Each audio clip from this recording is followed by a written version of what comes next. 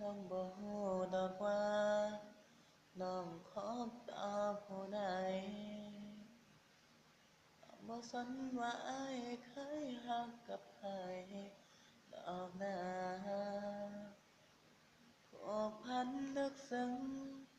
น้องเข้าใจน้องเองก็เคยผ่านมาเพียงแต่ว่า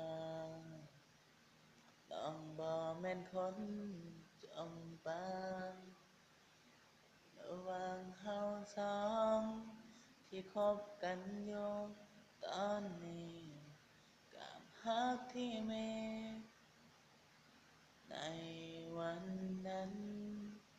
เมื่อเขาเข้ามาน้องฮู้ดีว่าอ้ายไว้วันวันนี้ก็เป็นวัน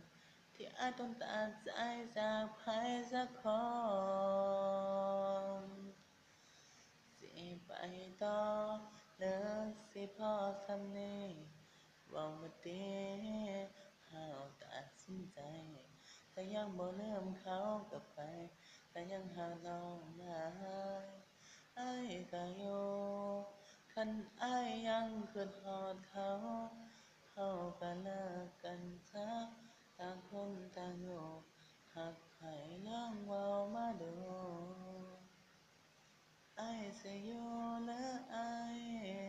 สิไป